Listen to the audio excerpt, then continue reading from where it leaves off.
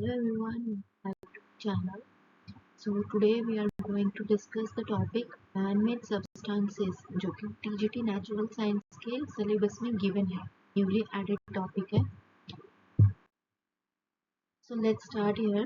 So यहाँ पे सबसे पहले types of substances. So substances दो types के होते हैं mainly. First one is natural substances जो कि हमारे environment में हमारे surroundings में naturally presented है without any change. Second है man-made substances. Okay, so first one है यहाँ पे जैसे natural substances. So these are the materials, these are the substances that are found in nature. हम इनको God gifted materials भी बोल सकते हैं क्योंकि ये वो substances हैं जिनको हम बिल्कुल भी change नहीं करते. जैसे ही वो nature में present है, जिस भी form में वो nature में present है, हम उनको उसी form में use करते हैं. सो यहाँ पे जैसे फर्स्ट एग्जाम्पल है इधर जैसे सनलाइट है, एयर है.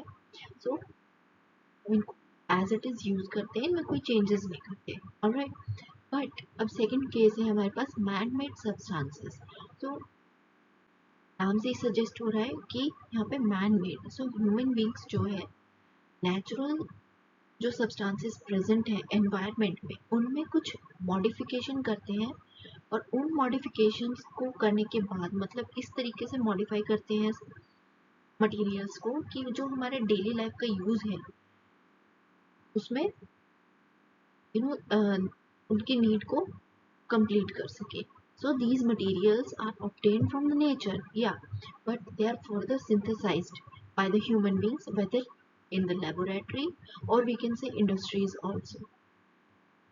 जिस हिसाब से हमारी रिक्वायरमेंट. अब फॉर एग्जांपल जैसे वुड नेचुरली प्रेजेंट है एनवायरनमेंट में, ट्रीज से हमें वुड मिलता है. बट अगर हमें फर्नीचर बनाना फर्नीचर बनाने के लिए ट्रीज का यूज होगा. तो चेयर टेबल को हमने उसको मॉडिफाई कर दिया हमारी नीड के अकॉर्डिंग. सिमिलरली यहाँ पे प्लास्टिक्स हो गया, फर्टिलाइजर्स हो गया एंड मैनी मोर. अब यहाँ पे फर्स्ट केस है जो हमारा टॉपिक है वो है मैन मेड सब्सटेंसेस का. सो फर्स्ट टॉपिक है यहाँ पे फर्टिलाइजर्स. सो फर्टिलाइजर्स जो है ये they are the substances which are added to the soil to make up the deficiency. मतलब soil में अगर किसी भी किसी भी टाइप की न्यूट्रिएंट की अगर डेफिशिएंसी है तो with the use of fertilizers. Fertilizer में अलग अलग क्वांटिटी में मिनरल्स हो गया या कोई भी क्वांटिटी है वो प्रेजेंट होती है. सो दे कैन मतलब सॉइल में जो भी डेफिशिएंसी है प्लांट की ग्रोथ को जो रोक रहा है तो उसको कवर अप करने के लिए. सो फर्टिलाइजर्स दोनों तरह के हो सकते हैं, नेचुरल भी और सिंथेटिक भी. सो नेचुरल जो फर्टिलाइजर्स है वो सॉइल में मिल जाएंगे, बट सिंथेटिक उनको हम केमिकल्स भी बोलते हैं जो सिंथेटिक फर्टिलाइजर्स होते हैं. तो यहाँ पे अगर फर्टिलाइजर सिंथेटिक हम यूज कर रहे हैं, ह्यूमन मेड अगर हम यूज करें फर्टिलाइजर्स, तो उसके लिए कुछ कंडीशंस हैं. ओके, फर्स्ट वन जो है वो वाटर सोल्यूबल होना चाहिए. अगर वाटर सोल्यूबल होगा सॉइल उसको एब्जॉर्ब करेगी और फ्रॉम सॉइल जो प्लांट्स जो है वो फर्दर न्यूट्रिएंट को सॉइल से न्यूट्रिएंट्स ले लेगा. And second one is stability होनी चाहिए, लॉन्गर पीरियड ऑफ टाइम के लिए वो सॉइल में रहना चाहिए वो फर्टिलाइजर. और जो मोस्ट इम्पॉर्टेंट पार्ट है कि जो भी फर्टिलाइजर हम सॉइल में यूज कर रहे हैं वो नॉन डैमेजेबल टू प्लांट्स होना चाहिए. मतलब प्लांट्स को डैमेज नहीं करना चाहिए, उनकी ग्रोथ को नरिश करने वाला होना चाहिए. ऑलराइट, अब कुछ फर्टिलाइजर्स हैं यहाँ पे, मेन फर्टिलाइजर्स हैं जैसे फॉस्फेटिक फर्टिलाइजर हो गया. Second one we have is nitrogenous fertiliser हो गया. Third one we have is potassium fertiliser और last one is NPK fertilisers. So name से ही पता चल रहा है कौन से फर्टिलाइजर में कौन सा मेन कंस्टिट्यूएंट होगा. सो जैसे फॉस्फेटिक फर्टिलाइजर है, फॉस्फोरस प्रेजेंट होगा इसमें. नाइट्रोजनस फर्टिलाइजर है तो इसमें नाइट्रोजन की प्रेजेंस मिलेगी. Then we have potash fertilizer, इसमें पोटैश मिलेगा हमें. And lastly is NPK fertilizer. So further हम इनको थोड़े डिटेल में स्टडी करते हैं. सो फर्स्ट वन है हमारे पास फॉस्फेटिक फर्टिलाइजर्स. सो इन फर्टिलाइजर में मेनली जो क्या प्रेजेंट होते हैं, फॉस्फोरिक एसिड प्रेजेंट होता है, अमोनियम फॉस्फेट होता है, नॉर्मल सुपर फॉस्फेट होता है और ट्रिपल फॉस्फेट होता है। अब सभी में फॉस्फेट प्रेजेंट है, ऑलराइट। और ये जो प्रोडक्ट्स हैं they are used in agriculture, mainly fertilizers को हम एग्रीकल्चर में यूज करते हैं to provide the essential nutrients to plants for their growth and their further development. और फॉस्फेटिक फर्टिलाइजर में ही कुछ इंपॉर्टेंट फर्टिलाइजर्स हैं जो कि कैल्शियम सुपर फॉस्फेट हो गया, नाइट्रोफॉस्फेट हो गया, then we have triple phosphate and phosphatic slag, ये हमने ऊपर भी अभी डिस्कस किया है। सो मेन पर्पस क्या हुआ फॉस्फेटिक फर्टिलाइजर का, कि प्लांट की ग्रोथ के लिए और उनकी डेवलपमेंट के लिए न्यूट्रिएंट्स प्रोवाइड कर। Second one is nitrogenous fertilizer, ये भी प्लांट्स के लिए यूज होता है, बट जो मोस्ट कॉमन फर्टिलाइजर अगर हम देखें तो उस कैटेगरी में नाइट्रोजनस फर्टिलाइजर आता है। Some of the common nitrogen sources includes ammonium nitrates, urea, tetraamines and sodium nitrate, या फिर हम सोडियम क्लोराइड भी यूज कर सकते हैं।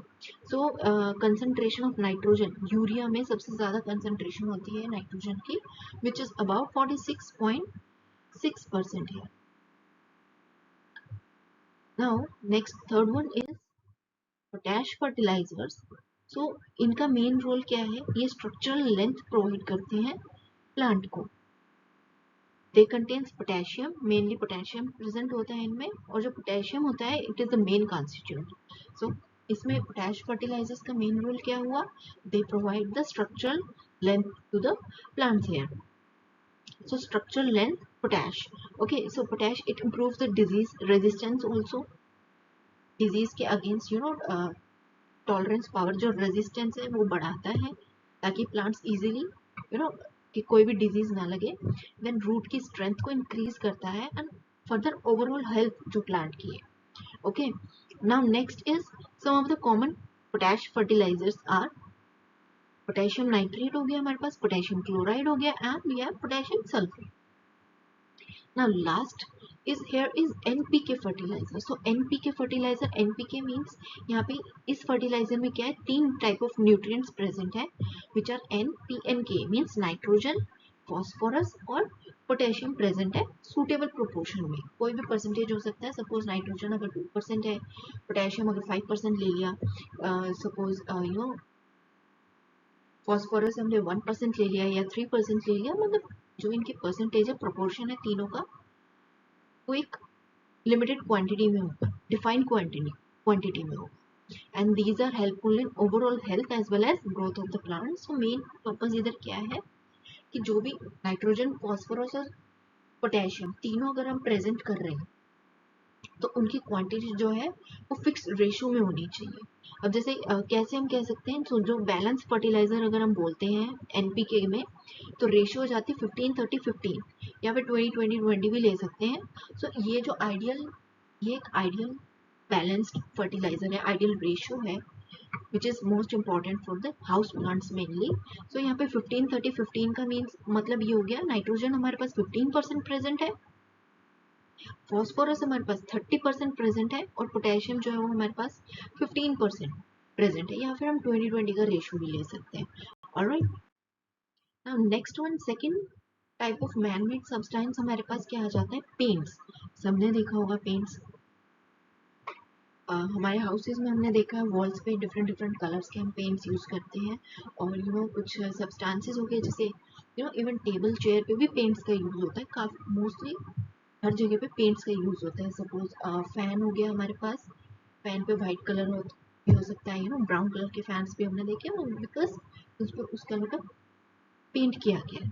सो पेंट क्या होता है, these are applied on the surface, कोई भी सरफेस हमें मिला है, आयरन है, वॉल है, ब्रिक है, कुछ भी है, to protect the surface from weathering, या फिर हम इरोजन भी बोल सकते हैं, कि वो जो जैसे सपोज आयरन पे हम पेंट कर रहे हैं, तो हम उस पर पेंट क्यों करते हैं, ताकि जो उस पर जंग ना लगे, जो हमारे एयर में सराउंडिंग में मॉइस्चर प्रेजेंट होता है, ह्यूमिडिटी की वजह से आयरन में रस्ट लग जाता है, उस रस्ट को प्रिवेंट करने हम पेंट का यूज करते हैं, ताकि वो जो है डैमेज नहीं होगा ऑब्जेक्ट। वॉल्स में वेदरिंग के लिए यूज कर लेते हैं, वेदरिंग से बचाने के लिए, ओके। और as well as attractive look, wall को अट्रैक्टिव लुक देने के लिए भी हम कुछ डिजाइन भी यूज कर लेते हैं, तो वॉल जो है हमारी अट्रैक्टिव भी लगती है और एज वेल एज वो प्रोटेक्टिव। ऑलराइट, सो प्लांट्स में बेसिकली क्या प्रेजेंट होता है, पिगमेंट्स प्रेजेंट होते हैं, vehicle and a thinner also present. So commonly used, some of the commonly used white pigments here are zinc oxide present होता है, titanium oxide present होता है, white lead present होता है. So these pigments they are mixed with in oils like linseed या soybean oil में हम इसको mix कर लेते हैं pigment. Then we have thinner here. So thinner एक solvent होता है, या फिर केरोसिन भी यूज कर सकते हैं हम, या फिर टर्पीनेन ऑयल भी हो सकता है. सो बेसिकली थिनर का काम क्या होता है, it helps in making the paint more fluid. अगर पेंट गाढ़ा है, अगर हम थिनर मीन्स थिन कर देगा उसको. ओके, सो मोर फ्लूइड मतलब उस पेंट के को है ना वो और ज्यादा थिन कर देगा, so that they can be applied easily. Easily जो है पेंट को हम किसी भी सरफेस पे, चाहे वो रफ सरफेस हो चाहे बिल्कुल प्लेन सरफेस हो, इवन वॉल भी हो गया, तो पेंट जो है इजीली हम उसको अप्लाई कर सकते हैं. ऑलराइट, पेंट में आ जाता है, एक हमारा नॉर्मल पेंट होता है जैसे वॉल्स वगैरह पे हम यूज कर लिया, बट एक इसकी स्पेशल कैटेगरी भी है which is luminous paints. Luminous भी, फ्लोरोसेंट पेंट भी हम बोल सकते हैं. सो ल्यूमिनस पेंट में क्या होता है, कौन से टाइप के पेंट्स होते हैं, यहाँ फिगर में जैसे शो हुआ हुआ है, शाइन कर रहे हैं कलर्स. फ्लोरोसेंट पेंट शाइन कर रहे हैं, ल्यूमिनस पेंट डार्क है हर जगह, बट यहाँ पे ये शाइन कर रहे हैं, so they glow. So luminous paints जो होते हैं they are the paints that can glow in dark. It glows in dark. क्यों? क्योंकि इन पेंट्स में जो है फॉस्फोर प्रेजेंट होता है, और फॉस्फोर क्या होता है, it is a substance which emits light under the radiation, light या फिर यूवी रेडिएशन के. तो ये फर्दर जो है लाइट को एमिट आउट करते हैं. And these paints are also use in preventing corrosion, और वेदरिंग में भी हम इन पेंट्स को भी हम यूज कर सकते हैं. सो यहाँ पे दो टाइप्स के पेंट का डिस्कशन हुआ है. फ्लोरोसेंट पेंट हो गया हमारे पास, और second one we have is luminous paint. Alright, so दोनों पेंट्स में सिमिलैरिटी ये है, they both glows in dark, but luminous paint में क्या है, दे एमिट आउट लाइट. यहाँ पे दोनों फिगर्स में शो क्लियरली शोड है इधर कि ल्यूमिनस पेंट जो है ये लाइट को एमिट कर रहे हैं, और फ्लोरोसेंट पेंट में लाइट एमिट नहीं हो रही. ऑलराइट, सो ये आज के क्लास में हमने दो हैंडमेड सब्सटेंसेस को डिस्कस किया जो कि फर्टिलाइजर्स थे हमारे पास, and we have paints here. So further हम नेक्स्ट क्लास में स्टडी करेंगे. Thank you for today's class. Thank you so much.